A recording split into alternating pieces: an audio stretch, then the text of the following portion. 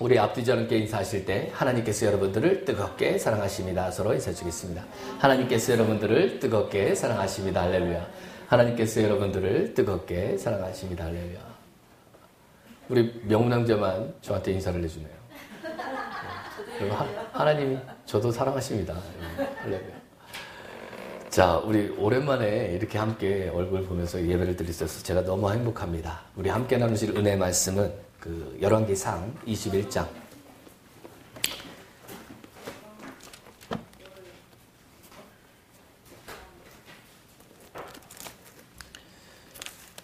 1절에서부터 19절까지의 말씀입니다.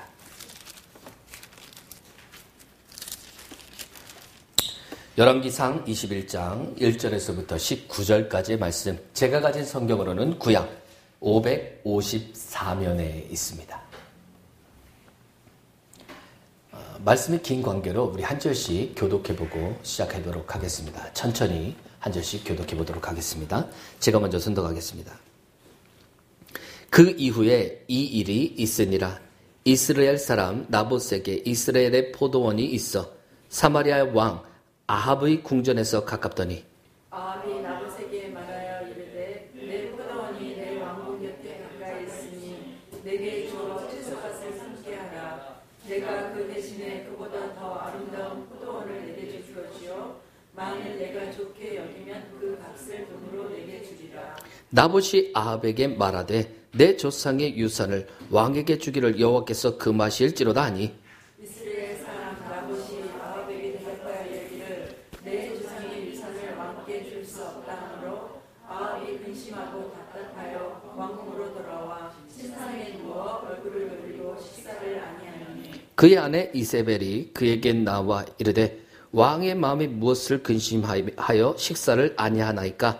왕이 그에게 이르되 내가 이스라엘 사람 나봇에게 말하여 이르기를 내 포도원을 내게 주되 돈으로 바꾸거나 만일 내가 좋아하면 내가 그 대신에 포도원을 내게 주리라 한즉 그가 대답하기를 내가 내 포도원을 내게 주지 아니하겠노라 하기 때문이로라. 그의 아내 이세벨이 그에게 이르되 왕이 지금 이스라엘 나라를 다스리시나이까.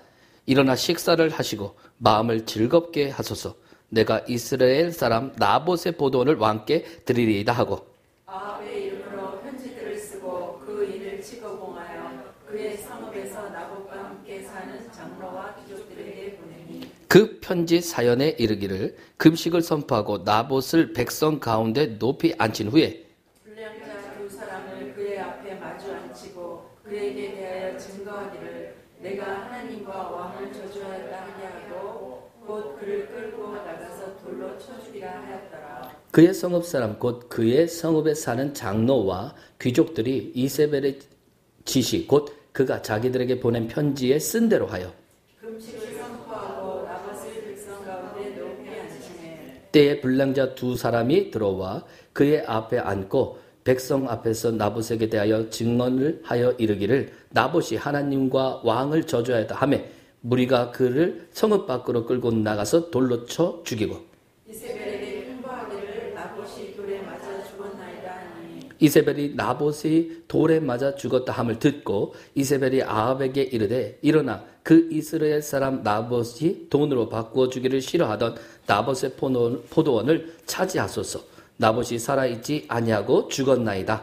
아합이 나봇이 죽었다 함을 듣고 곧 일어나 이스라엘 사람 나봇의 포도원을 차지하러 그리로 내려갔더라.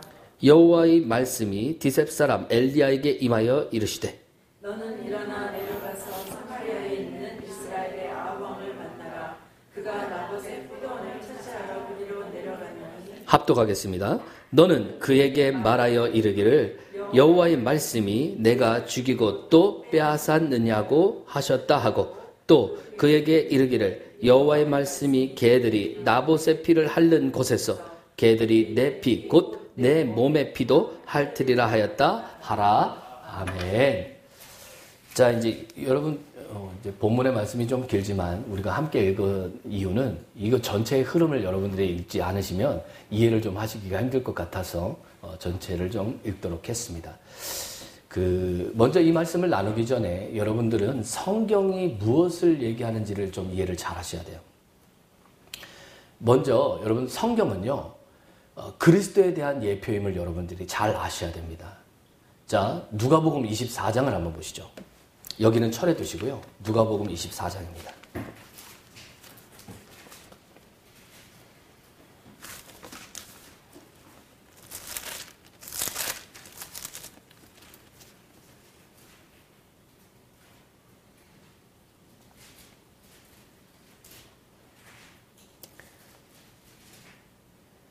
자, 누가복음 24장 25절에서 우리 27절까지만 한번 읽어볼까요? 누가복음 24장 25절에서 27절까지입니다. 시작. 이르시되 미련하고 선지자들이 말한 모든 것을 마음에 거듭 믿는 자들이여, 그리스도가 이런 고난을 받고 자기의 영광에 들어가야 할 것이 아니냐 하시고, 이에 모세와 모든 선지자의 글로 시작하여 모든 성경에 쓴 바 자기에 관한 것을 자세히 설명하시니라. 아멘. 자, 그러니까 지금 여러분 주님이 이 말씀을 하실 땐 신약은 없었죠. 이제 지금 여러분들이 읽으신 복음서를 썼을 때는 여러분 신약은 없었습니다. 그러니까 주님이 말씀하시는 성경은 뭐를 얘기하는 겁니까? 구약. 그럼 구약에 써 있는 모든 글은 다 누구에 대한 얘기예요? 그리스도. 그러면 여러분들이 읽으신 열왕기 상하, 원래는 열왕기 그 상하로 나눠져 있지 않았는데 그걸 이제 지금 우리가 임의로 나눈 겁니다. 그런데 그 열왕기 상하에 써 있는 모든 것들을 읽으실 때 여러분들은 누구를 찾으셔야 됩니까? 그리스도를 찾는 은혜가 필요합니다. 그런 훈련들이 필요해요. 그래서 여러분 요한복음 5장에도 성경에 나와 있는 모든 것들이 나를 가르친다라고 말씀하셨거든요. 그럼 여러분 성경에 나와 있는 많은 글들 속에 그리스도의 예표를 찾는 은혜가 필요합니다. 자, 예를 들면 다윗의 자손 예수여 이렇게 얘기하죠. 그럼 원래 다윗의 자손은 누굽니까? 솔로몬이 다윗의 아들이죠. 그러면 여러분 생각해 보세요. 다윗은 그리스도의 어떤 방면을 예표하느냐? 고난을 받고 고통을 받은 성육신한 그리스도를 예표할 때 다윗을 표현해요. 그러나 그의 아들인 솔로몬은 이제 아버지가 만들어 놓은 모든 발판을 누리기 시작하죠. 그래서 솔로몬은 부활하시고 왕국을 얻으시고 풍성한 영광 안으로 들어가신 그리스도를 예표합니다. 이해가 되셨습니까? 그래서 여러분 열왕기 상하를 읽으실 때 이제 여기서 단순히 역사서나 무슨 시간의 기록을 한 게 아니고 그 속에 흐르고 있는 그리스도에 대한 어떤 그림들을 뽑아낼 줄 아는 은혜가 필요하다는 뜻입니다. 또 두 번째로 여러분들이 생각해 보셔야 될 건 예를 들어서 우리가 창세기 6장에 보면 그 아담의 족보가 쭉 나와 있는데 그때의 사람들이요 거의 900년씩 살았죠. 한 번 살았다면 막 900년씩 살았어요. 그런데 그 900년씩 사는 사람들에 대한 기록이요 3줄, 2줄, 1줄 이래요. 낳고 죽었대요. 낳고 살고 죽다. 그러니까 하나님이 관심 있는 건 뭡니까? 낳는 것과 사는 것이에요. 하나님의 관심사는요 거기에 있습니다. 그런데 자 오늘 여러분 본문을 보니까 이름도 없던 생전에 성경에서 나오지도 않던 나봇이라는 어떤 한 사람을 한 페이지를 할애해서 이 사람이 포도원 뺏긴 얘기를 지금 적어놨죠. 그럼 이렇게 긴 인생을 살았던 예를 들어서 여러분 우리가 잘 아는 아담 같은 경우에도 3줄밖에 없어요. 그런데 그렇게 유명한 아담도 3줄밖에 안 쓰는 성경이 이렇게 이름도 없는 나봇을 한 장을 할애해가지고 엄청나게 길게 설명하고 있으면 뭔가 이유가 있는 것이죠. 이제 그것을 여러분 오늘 좀 나눠보려고 합니다. 그 아합이라는 인물에 대해서 여러분 좀 생각해 보셔야 돼요. 아합은 그 솔로몬이 타락하는 바람에 남유다와 북이스라엘로 오늘날 우리나라처럼 이스라엘이 두 쪽이 납니다. 그래서 이제 솔로몬의 편에 쓰지 않는 그 솔로몬의 아들의 편에 쓰지 않는 10지파와 또 솔로몬 편에 섰던 그 남유다 편에 섰던 한 지파로 이렇게 찢어져요. 그래서 그 남유다와 북이스라엘 쪽에 이제 북이스라엘 편에서 이 왕으로서 치리를 했던 사람이에요. 그런데 이 사람이요, 이세벨이라는 아내를 취하는데 이 이세벨이라는 이 아내가 그 열왕기상 16장에 보면 바알과 원래 제사장의 딸이에요. 그러니까 이방인을 섬기는 제사장의 딸이에요. 그러니까 당연히 어떤 습성이 있겠습니까? 그렇죠. 이방 신을 섬기는 습성이 있어요. 그래서 바알 신과 아세라 신상을 끌고 와가지고 이스라엘의 온 동네에다 이걸 퍼뜨립니다. 그리고 지금도 여러분들이 읽어보시면 알겠지만 이 여자가 얼마나 완악한지 하는 행동마다 완악하기 짝이 없는 행동들을 해요. 그래서 또 아합은 그 자기 아내가 그렇게 자기에게 와가지고 완악한 어떤 그런 조언들을 할 때마다 그 조언을 그대로 받아들여요. 그래서 이스라엘이 점점점 타락하는 모습들을 보게 됩니다. 그 중에 안타까운 하나의 장면을 지금 다루고 있는 거예요. 원래 이스라엘의 수도는 사마리아입니다. 그런데 왜 이스라엘에 또 성이 있었을까요? 예, 맞습니다. 아합이라는 사람이요, 이 사치하기가 그지없다 보니까 자기의 별장을 이 이스라엘이라는 지역에 또 지은 거예요. 그런데 이렇게 이스라엘 전 지역을 주무르는 왕이 자기 별장 앞에 있는 손바닥만한 조그만 포도원에 마음을 뺏긴 거예요. 그것도 좀 이상하지 않습니까, 여러분?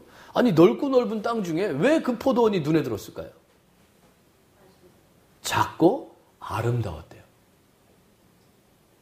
그래서 이 아합은 나봇이라는 사람에게 딜을 합니다. 자, 내가 돈을 줄 테니까 네가 돈을 원하면 돈을 많이 줄 것이고, 네가 땅을 원하면 이거보다 더 크고 좋은 땅으로 내가 줄 테니까 네가 살고 있는 그 포도원을 나한테 넘겨라.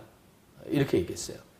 자, 왕이고 자기의 어떤 권력이 있기 때문에 나봇이 당연히 예, 알겠습니다 할 줄 알았는데 의외의 답이 나옵니다.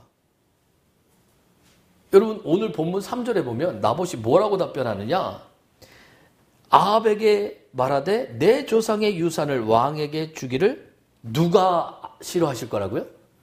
여호와께서 금하실 거다. 여기서 금하다라는 말의 원어의 뜻, 그 할릴라라는 말은 불경스럽다는 거예요. 이제 그 말을 듣고 이제 아합이 화가 나기도 하고 막 뺏고 싶은데, 왜 이런 사람들 있지 않습니까? 뭐 하나 못 뺏으면 안 달라는 사람들 있잖아요. 그러니까 왕이 돼가지고 큰 땅이 있는데도 손바닥만한 남의 땅 하나 못 뺏어가지고 지금 식음을 전폐하고 누운 거예요. 그래서 밥도 안 먹고 돌아 누워서 끙끙 앓고 있으니까 아내가 와서 아니 왜 그러고 누워 계세요? 이렇게 물어본 거죠. 그랬더니 아합이 벌떡 일어나서 아니 저 나봇이라는 자가 밭 좀 넘기라니까 안 넘기고 못 주겠다고 하고, 그래 내가 자존심 상하기도 하고 약 올르기도 하고 뺏고 싶기도 하고 이 탐심이 막 작동을 해서 화가 나서 못 견디겠다. 그러니까 이 말을 듣던 이세벨이 비웃듯이 이렇게 말합니다. 아니, 당신 이스라엘 왕 맞아요? 이런 거 갖고 왜 식음을 전폐해요? 식사하시고 기분 좋게 계세요. 내가 뺏어 드릴 테니까. 이렇게 된 거예요. 그리고 이 이세벨이라는 여자가 어떻게 하느냐?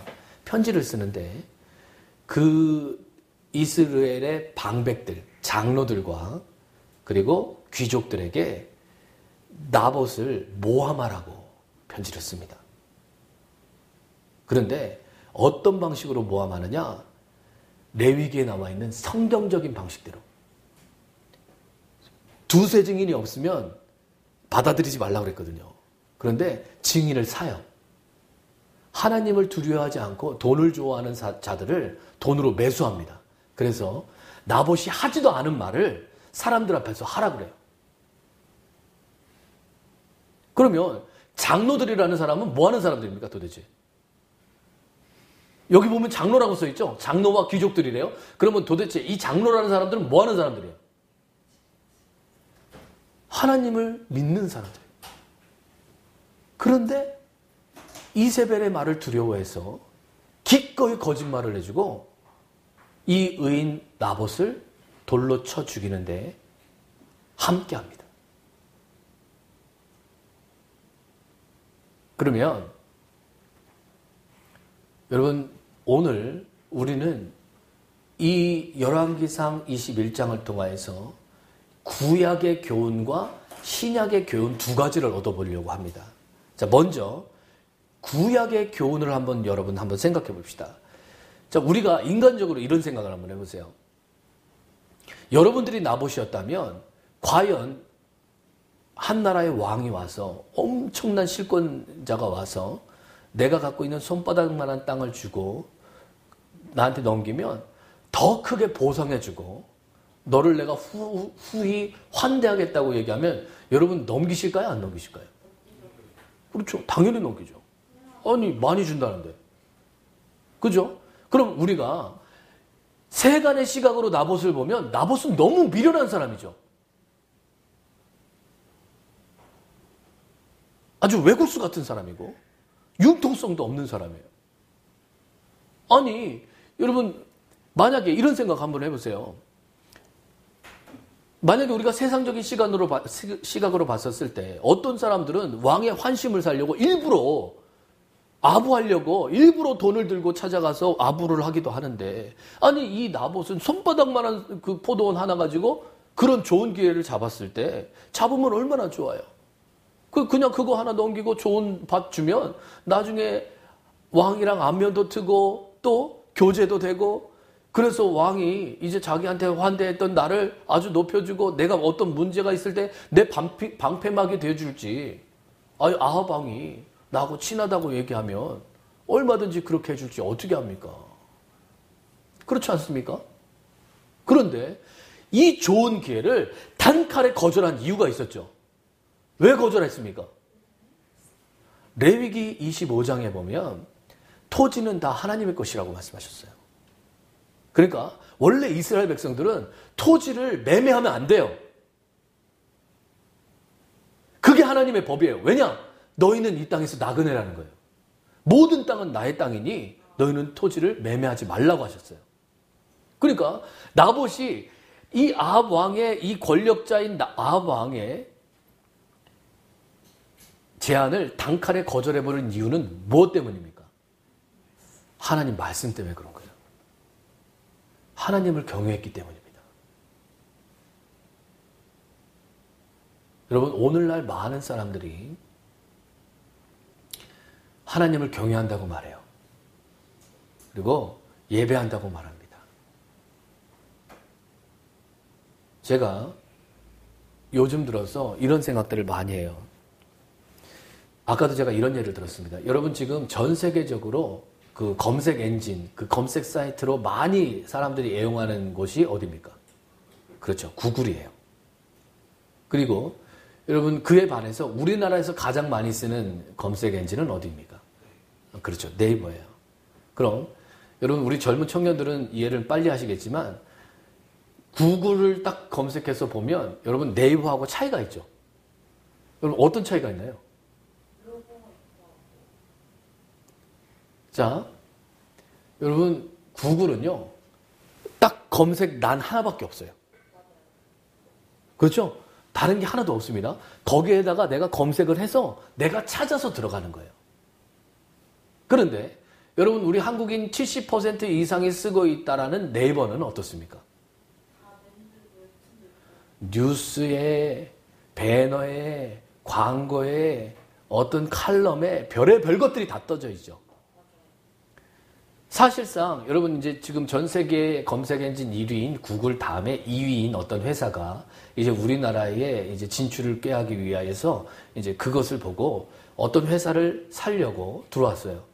그런데 이제 그걸 사면 외국 사람들은 그렇게 어지러운 거 싫어하니까 그거를 싹 아니 왜 이렇게 쓸데없이 돈을 들이고 왜 이렇게 쓸데없이 쓸데없는데 투자를 하냐 싹 지워버리고 그냥 검색창만 띄우면 되지. 그래서 자기가 스스로가 찾아서 들어가면 되지. 그래서 다 없애자 했더니 자 이제 우리나라에서 그 바이어를 접대하던 사람들이 이 사람들을 끌고 이 PC방을 데리고 갑니다. 그래서 우리나라 사람들이 어떤 문화에 젖어 있는지를 보여준 거예요. 자, 우리나라 사람들은 어떤가? 띄어놔져 있는 것을 자기도 모르게 클릭해서 들어간다는 거예요. 자, 그러면 여러분 여기서는 한 가지 위험성이 존재합니다. 외국에서 사는 사람들은 자기가 원하는 정보만 자기가 찾아서 들어갈 수 있지만 우리나라 같은 경우에는 어떻습니까? 누군가가 만들어 놓고 누군가가 규격화해 놓은 걸 나도 모르게 흡수할 수 있죠. 그렇죠? 나도 모르게 의견을 뺏길 수 있다는 것이죠. 그럼 제가 이제 왜 이런 말을 하느냐? 여러분, 우리나라는요, 아주 위대한 재력이 있는 나라입니다. 우리가 괜히 단일민족 하는 게 아니에요. 우리나라는 우리나라끼리 있을 때는 치고받고 싸우는데 뭔가 외세의 침략이 있고 문제가 생기면요, 정말 똘똘 잘 뭉쳐요. 그런데 여러분, IMF라든지 이거보다 더 큰 문제들도 그렇게 똘똘 잘 뭉쳐서 이겨냈던 우리나라가 지금은 그렇지 않아요. 그리고 왜 그런가 제가 봤더니 여러분, 이 이슈를 통하여서, 코로나라는 어떤 이슈를 통하여서 어떤 분열을 일으키고 정쟁을 일으키는 어떤 세력들이 있어요. 그 사람들이 정말로 나라를 사랑한다면 이런 시국에 한마음 한뜻으로 모아야 됩니까? 옳으네 그러네 하면서 색깔을 논을 갖고 지역 논을 갖고 문제를 더 일으켜서 사람들의 마음을 찢어놔야 됩니까? 여러분들의 생각은 어떠십니까? 여러분들은 어떤 정치인들을 원하십니까? 한마음 한뜻으로 나라를 묶는 사람들입니까? 아니면 갈기갈기 찢어놓는 사람들입니까? 여러분, 어느 라인 뒤에 서기를 원하십니까? 저와 여러분들이 왜 지각이 열리셔야 되느냐? 여러분, 지금 이세벨은요, 성경을 근거로 해서 의인을 죽이고 있어요. 그런데 그 의인을 죽이고 있는 그 자리에 장로들과 방백들과 믿음의 선조들이 끼어 있습니다. 왜냐? 그들은요, 이세벨이 무서워요. 그 이세벨이 얼마나 악랄한지 너무나도 잘 알고 있어요. 그 여자의 명령을 무시하면 어떻게 될지를 너무 잘 아는 거예요.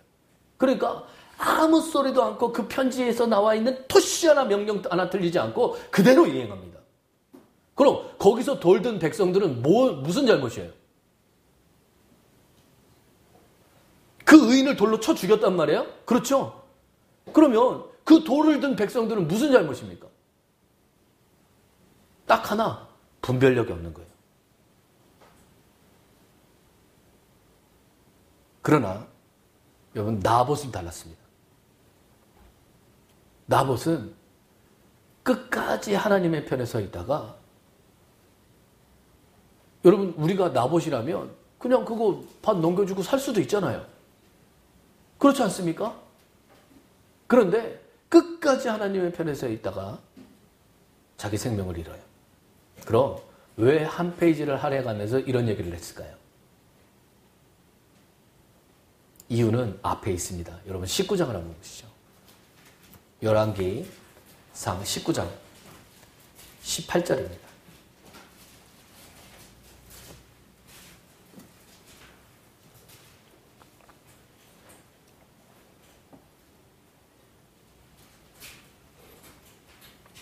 자, 다 함께 천천히 한번 합독해 보겠습니다.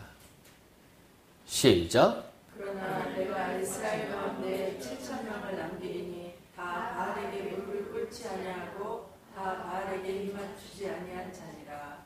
자, 여러분들이 읽으신 지금 이 한 구절은 엘리야라는 사람이, 선지자 엘리야라는 사람이 이제 이 바알 신상과 아세라 신상을 다 깨부시고 그 신상을 참배하고 있던 제사장 850명을 단칼에 전부 다 죽여요.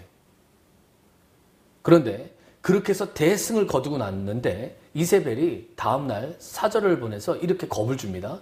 너 우리 선지자들 다 그렇게 목 잘랐지? 너 내일 네 목도 그대로 잘릴 줄 알아? 그랬더니 이 말을 들은 엘리야가 갑자기 도망을 가요.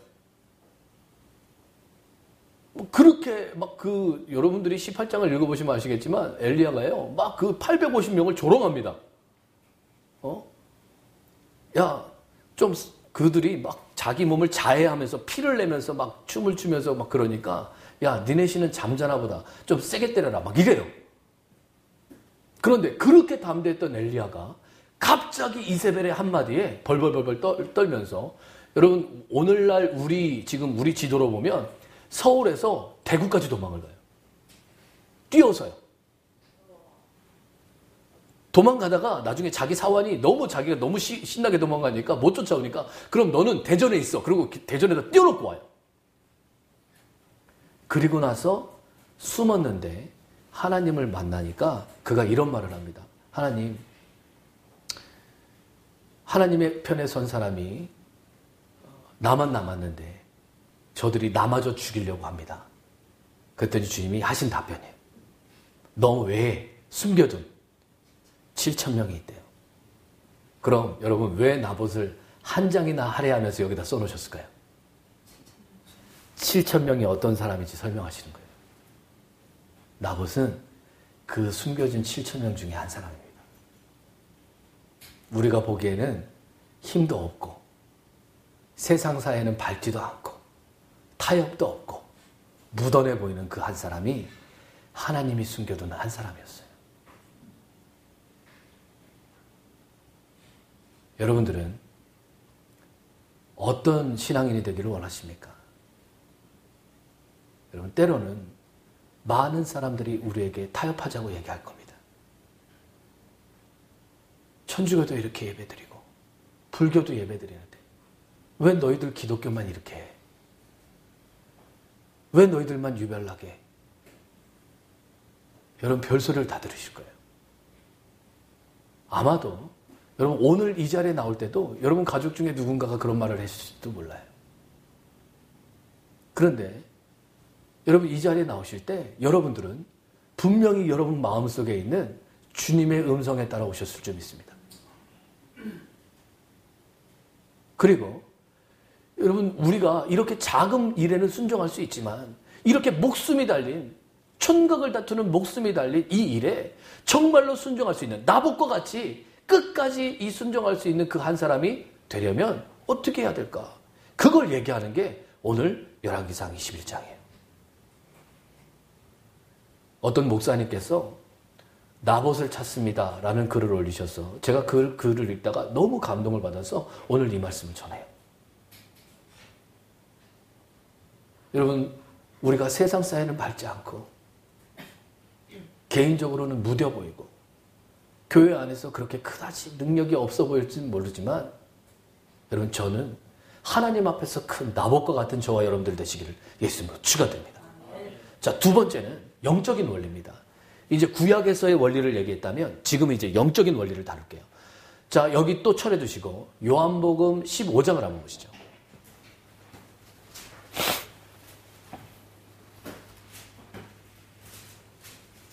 요한복음 15장 1절에서 6절까지만 한번 합독해 보겠습니다.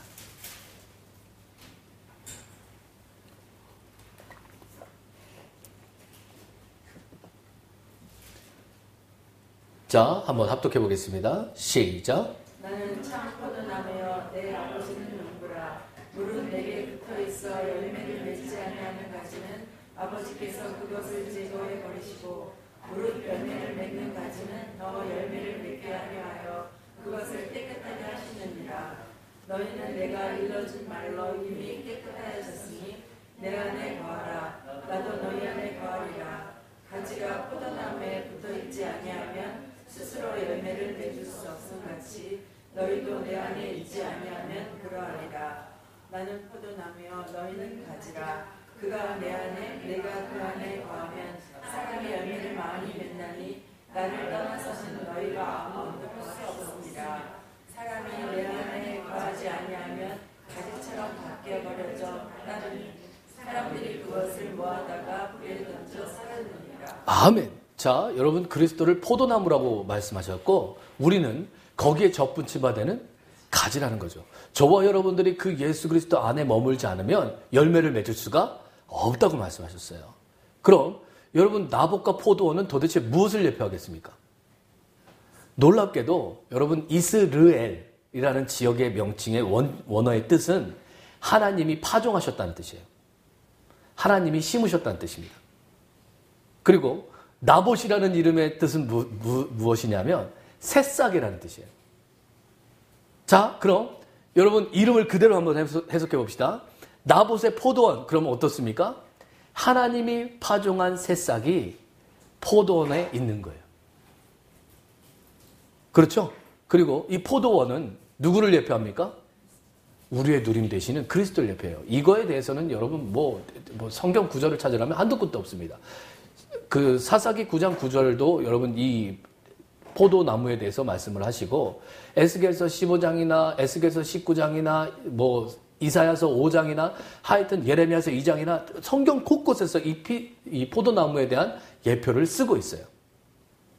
자, 그러면 이스라엘 하나님이 파종하신 새싹 나봇이 이 아름다운 포도원을 가꾼다는 게 무슨 뜻이냐? 조상 대대로 나에게 물려주신 그리스도를 누리고 있었다는 뜻이에요. 골로새서 1장 1장 12절에 보면 우리의 분깃이신 그리스도를 얘기합니다. 성도들의 누림의 기업인 그리스도를 얘기해요. 그러니까 여러분 결국은 구약에 있는 모든 땅의 실제는 누구를 얘기하는 겁니까? 그리스도를 얘기하는 거예요. 그런데 자, 아합, 아버지의 형제라는 뜻이거든요. 그러니까 천연적인 성품의 형제예요. 그리고 이세벨은 고상하다라는 뜻입니다. 그러면 천연적인 고상함을 누리는 사람이 뭐를 뺏으려고 하는 거예요? 그리스도를 누리는 누림의 사람의 누림을 뺏으려고 하는 겁니다. 돈을 주고 뺏거나 더 좋은 걸 줘서 뺏으려고 한다는 거예요. 자, 여러분 이해를 돕기 위해서 더 쉽게 설명하면 이런 겁니다. 여러분 주님이 왜 아합에게 분노하셨는가?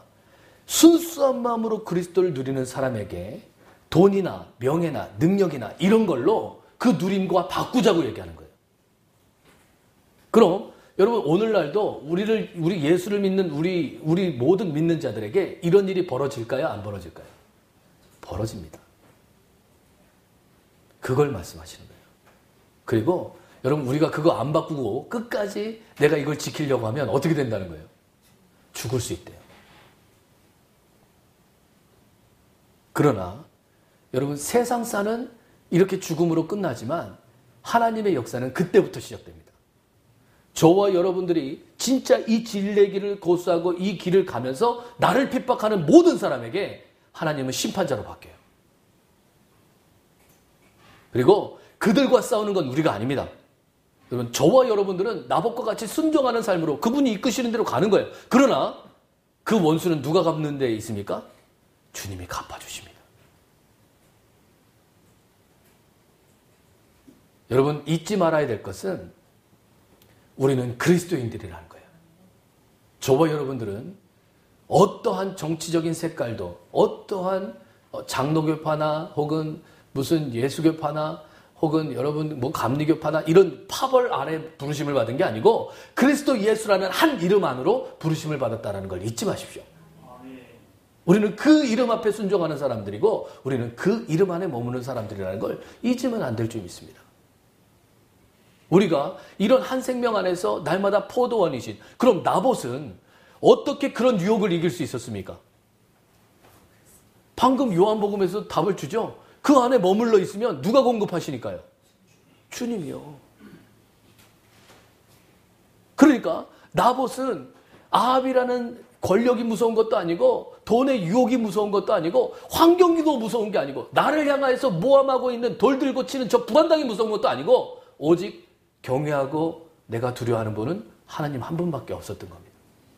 그리고 그가 그렇게 환경을 이길 수 있었던 것은 포도나무이신 그리스도를 누리고 있었기 때문이라는 거예요. 하나님이 저와 여러분들을 어디 안으로 부르셨습니까? 예수 그리스도 안으로 부르셨어요. 그리고 이 모든 환경과 이 모든 문제를 이기려면 반드시 저와 여러분들은 그 예수 그리스도의 공급이 있어야만 여러분 이겨내실 수 있습니다. 여러분 두고 보십시오. 이제 예수를 믿는 것에 대해서 사람들의 탄압이요 여러분 정말 눈에 띄게 피부에 느껴질 만큼 엄청나게 공격적이 될 것입니다. 문제는 그런 공격을 우리가 어떻게 살아내며 이런 불황당들과 같은 어떤 사람들의 어떤 모함을 어떤 지혜로 이겨내겠습니까? 고린도전서 1장 24절에 보면 그리스도가 하나님의 능력이요 하나님의 지혜라고 말씀하셨고, 고린도전서 1장 30절에 보면 그리스도가 우리의 지혜이시며 또 하나님으로부터 나와서 의와 거룩과 우리의 구속이 되셨다고 말씀하셨어요. 그럼 여러분, 우리가 단순히 이런 단어들을 머리로만 깨달을 게 아니고 그 예수 그리스도를 누리는 누림 안에서 어떻게 그분이 나의 능력이 되고 어떻게 그분이 하나님의 지혜가 되고 그 하나님의 지혜가 되신 분이 어떻게 나의 지혜가 되는지 반드시 체험해 볼 줄 아는 저와 여러분들이 되시기를 예수님으로 축원드립니다. 자, 이사야서 5장도 한번 보시죠. 이사야서 5장 1절에서 7절인데 여러분 너무 기니까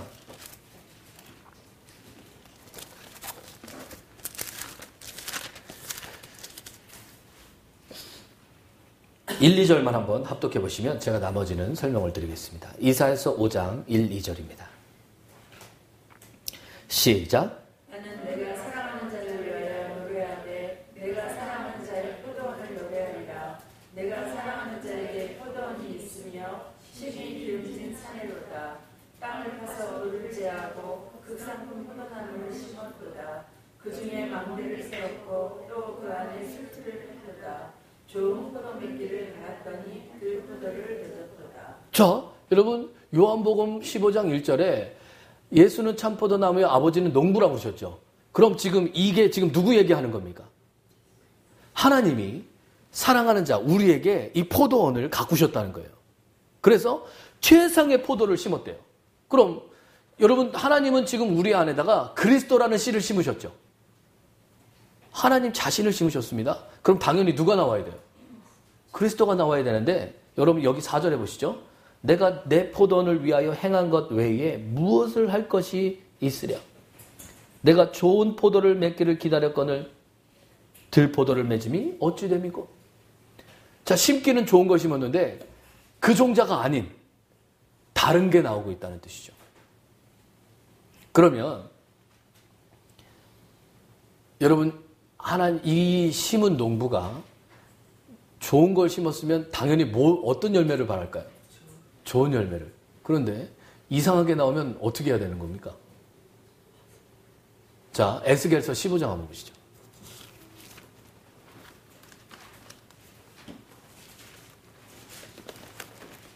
자, 에스겔서 15장 또 1절에서 4절까지만 또 한번 합독해 보겠습니다. 5절까지 그냥 한번 쭉 읽어보겠습니다. 에스겔서 15장 1절에서 5절까지입니다. 자, 다 함께 천천히 한번 합독해 보겠습니다. 시작. 여호와의 말씀이 내게 임하여 이르시되 인자야, 포도나무가 모든 나무보다 나은 것이 무엇이랴. 숲속의 여러 나무 가운데 있는 그 포도나무 가지가 나은 것이 무엇이랴. 그 나무를 가지고 무엇을 제조할 수 있겠느냐. 그것으로 무슨 뜻을 던질 수 있겠느냐. 불에 던질 땔감이 될 뿐이라. 불이 그 두 끝을 사르고 그 가리에도 태웠으면 제조에 무슨 소용이 있겠느냐. 그것이 온전할 때에도 마음의 제조에 합당하지 아니하거든. 하물며 불에 살라지 못한 후에 어찌 제조에 합하겠느냐. 보세요. 포도나무가 열매도 없고, 그렇죠? 이제 나중에 쓸모가 없어서 불에 끝을 낸 다음에는, 아니 멀쩡할 때도 쓸모가 없었는데 불에 끌린 다음에는요, 더 쓸모없대요. 자, 여러분 같으면 아합과 같이 그렇게 손바닥만한 남의 포도밭 뺏으려고 누군가를 모함하고 누군가를 죽이면 여러분 그 사람 살려두시겠습니까? 용서를 바란다고? 잘못했어요 막 이러면 여러분 살려주시겠어요? 그런데 여러분 거기 21장 뒤에 보면 아합이 제 가운데 회개하니까 하나님 용서해 주세요. 그런데 아합이 회개했기 때문에 아합은 용서해 주는데 아합 아들 때에는 반드시 핏값을 또 물으시겠대요. 그러니까 여러분 이 원칙을 잘 아셔야 됩니다. 하나님은 사랑의 하나님이시기도 하지만 공의의 하나님이시기도 해요. 그래서 여러분 반드시 죄의 싹은 물으세요. 근데 여러분 왜 우리는 여전히 이 죄의 핏값을 아직 안 치르고 있습니까? 여러분 딱 하나입니다. 여러분 예수 그리스도 때문에 그래요. 아합은 그리스도 안으로 들어갈 수가 없었기 때문에 그 핏값이 자기 자녀에게 갔지만 우리는 그 예수 그리스도 때문에 우리의 핏값이 자녀에게 가지 않는 겁니다. 여러분 그리스도를 날마다 누린다는 게 무슨 뜻이냐? 이런 겁니다. 여러분 이 기쁨에 취해 계셔야 돼요. 나에게 죄값을 물으시지 않게 하신 그 예수 그리스도, 그분을 높이고 그분을 찬양하고 그분으로 인하여서 항상 기뻐하면서 사는 것이, 그것이 극상의 포도주의 열매를 맺는 그 은혜일 줄 믿습니다. 요한복음 2장에 그 가나 혼인잔치의 비유에 여러분 포도주가 떨어졌다는 말이 무슨 말입니까? 신랑 신부가 있고 이 결혼식장에 넘치는 그 포도주 때문에 사람들이 기뻐해서 날마다 이 취해 있어야 될 때에 포도주가 떨어졌다. 여러분 잔치는 있는데 기쁨이 없다는 거예요. 여러분 이 자리에 예배 들어오실 때 어떤 마음으로 오셔야 되느냐? 여러분 기뻐하는 마음으로 오셔야 돼요. 나의 죄를 사하시고 나를 새롭게 하시고 오늘도 나를 위하여서 지금도 하나님 보좌 우편에서 나를 위하여서 기도하시는 그 예수 그리스도 때문에 여러분 설레이는 마음으로, 그 마음으로 오시는 그 저와 여러분들이 되셔야 될 줄 믿습니다. 나봇은 그런 엄청난 유혹과 엄청난 압박을 무엇으로 이겼습니까? 자기가 누리는 그 포도원 때문에 이겼다는 거예요. 여러분 저는 오늘도 우리 성도 여러분들 가운데서 넘치는 나봇이 나오기를 원합니다. 여러분 하나님이 담대하게 내가 숨겨준 7,000명이 여기 있노라고 말씀하실 그런 저와 여러분들이 되시기를 예수님으로 축원드립니다. 기도하시겠습니다. 할렐루야. 사랑이 많으시고 긍휼이 많으신 하나님, 하나님이 숨겨준 한 사람, 그 마지막 시대의 나봇이 되는 저와 여러분들이 되기를 소망합니다. 이 시간도 기름 부시고 함께 하시고 축복하여 주시어서 날마다 나봇과 같이 기쁨의 하루하루가 되는 그리스도를 누리는 누림 있게 하여 주시옵시고, 더 많이 주의 이름을 부르고 나를 부인할 줄 알아 십자가를 통과할 줄 아는 의의 백성들 될 수 있도록 축복하시고 함께하여 주시옵소서. 이제는 내가 사는 것이 아니요 그리스도께서 사시는 것이오니 날마다 내 삶 속에서 그리스도가 간증되어지는 귀하고 복된 역사로 넘치게 하여 주시옵소서. 이 시간 원근각지에서 함께 드리고 있을 우리 모든 성도님들의 마음 가운데도 동일한 은혜가 부어지게 하여 주시옵시고, 한 주간 그리스도의 이름을 부름으로 승리할 줄 아는 우리 모두가 될 수 있도록 축복하여 주시옵소서. 이 모든 말씀 살으셔서 역사하시는 우리 구주 예수 그리스도의 받들어 감사하며 기도드렸사옵나이다. 아멘. 다 함께 우리 찬송가 375장 찬양드리며 주님 앞에 기도하는 시간 갖도록 하겠습니다.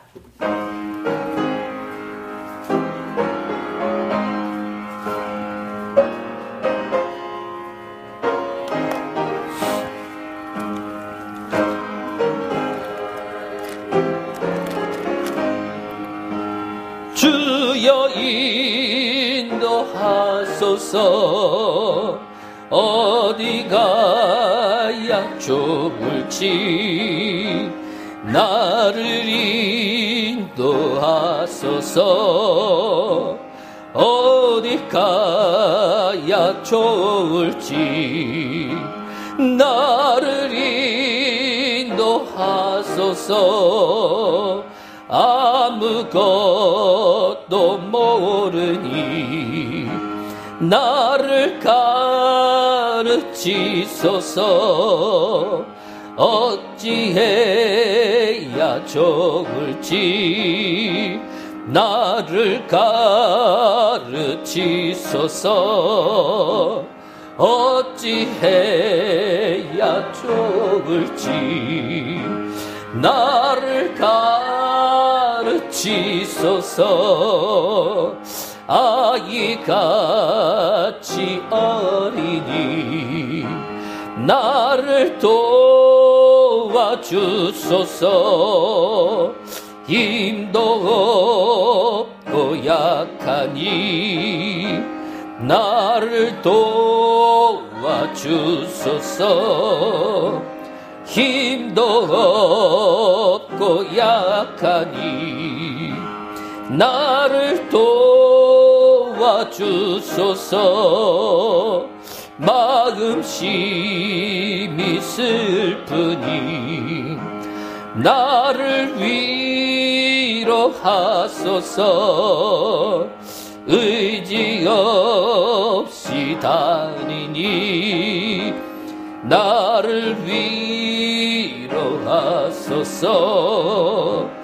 의지 없이 다니니 나를 위로하소서.